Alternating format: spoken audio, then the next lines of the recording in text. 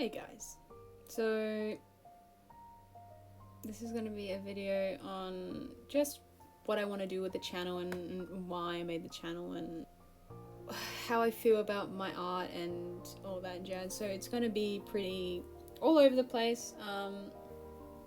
Very sorry about that. I don't do scripts very often. I don't have a script for this video either, but yeah, so thank you for looking at my YouTube and thank you for looking at my art.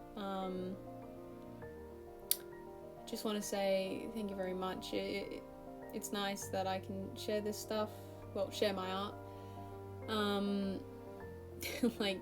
Probably a few years back, I would never have thought I would be uploading videos or doing streams or anything like that. So yeah, I mean, it's just for myself, so yeah.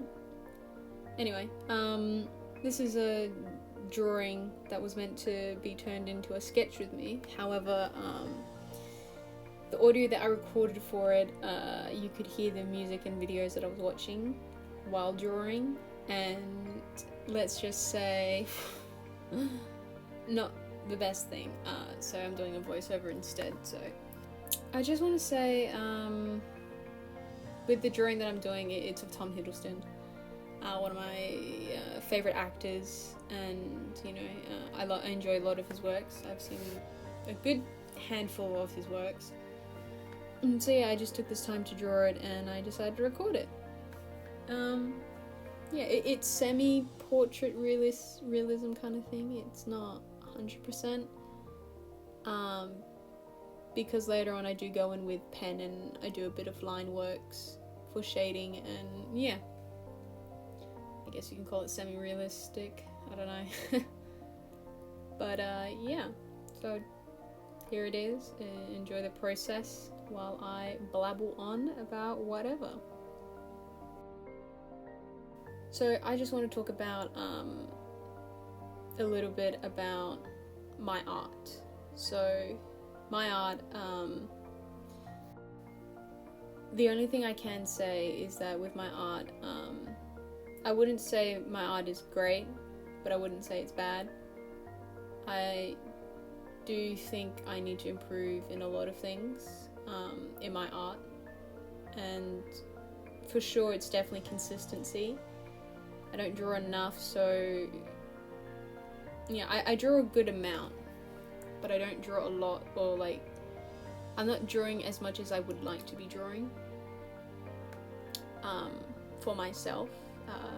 So I'm currently doing a diploma of visual arts in a campus that I'm doing the course in, and right now we're in second semester and I'm really enjoying it. It's definitely a different experience to how it was when in primary and high school. High school more than anything. I just want to say, regarding my experience when it comes to working with things like SACE stuff, which is here in Australia is what we call it SACE work. The only thing I can say is that at the time when I was doing SACE work for my art subject in high school, I did not enjoy it. My teacher unfortunately constantly turned down my ideas and constantly questioned my choices when I wanted to take creative liberty.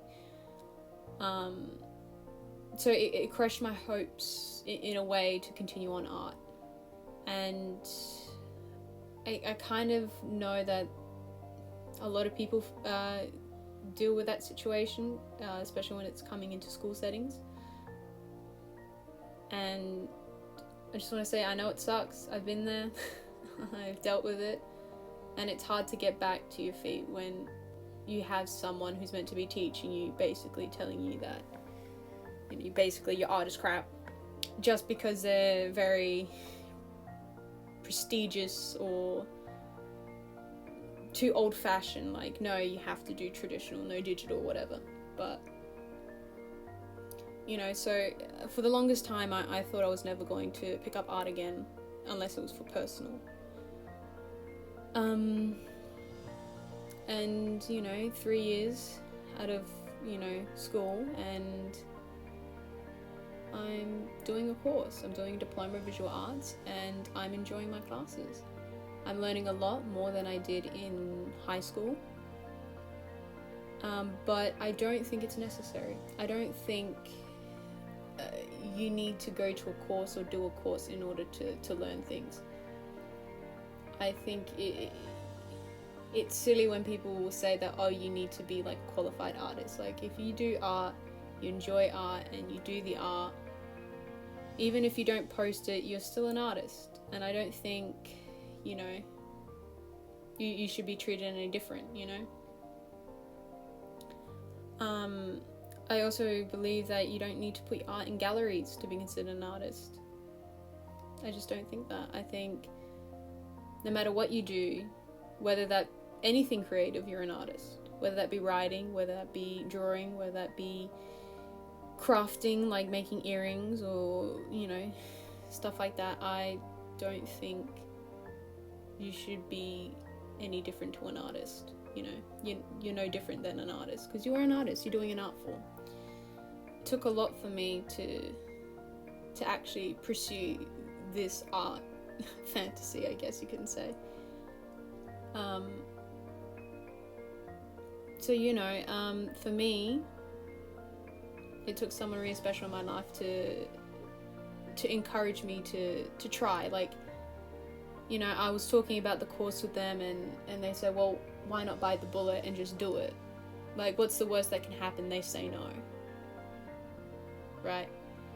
So I did it, and I got accepted, and I was shocked, because all my life through high school and primary school, people have been telling me that I wouldn't amount to anything because I don't have good grades, or I struggle with academics. And yeah, I struggle. But at the end of the day, it depends on how the material is taught to you. Not everyone's going to learn the same thing. So I don't think you should feel discouraged if someone, or the educational system, or whatever it is telling you that, oh, you're not good because on paper you're not good, or whatever, in a figurative speech. Because, you know what, I wasn't a great student. I got in trouble all the time. I wasn't flying colors in my classes. I wasn't good. I was alright when it came to art and science. Even then, I understand, to an extent, the struggles of becoming an artist. Like, I understand that fully. But I'm not doing that because I want to make money off of it. I'm doing it because I enjoy it. I enjoy doing my art. I enjoy creating things, you know. And I think that should be fine. And, you know, as long as you know how to balance the two, you know. Like, if you're working a 9-to-5 job and you're doing art, that should be fine. That doesn't make you any less of an artist, you know. I know people say you need to be an artist, like you have to work, breathe, live an artist's life. But you don't. You really don't. And you don't need paper to say that you're an artist. But I'm only doing this course because I wanted to learn more skills to improve my art. And it's helping a lot. So I've talked about my art and my schooling. And so the things that I want to do with this channel particularly is being able to share what I learned with people. I do occasional streams, and every now and then I'll if someone's asking for something like perspective or how to do tonal values and whatnot, I'm more than happy to give a lesson on it. Not saying that I'm experienced in it, but in a way it's easier when you're talking with people who are slightly on the same level as you, because then you explain it differently. But I want to be able to show those things and teach in a way, like in a loose way. not in a sense like I'm the teacher, I'm professional and I know what I'm doing. No, it's just things that I've learned and how you can apply, or how I apply it to my own practices.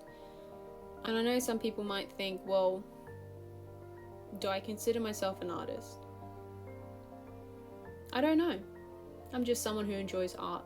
I'm someone that enjoys drawing. I'm someone who enjoys creating something.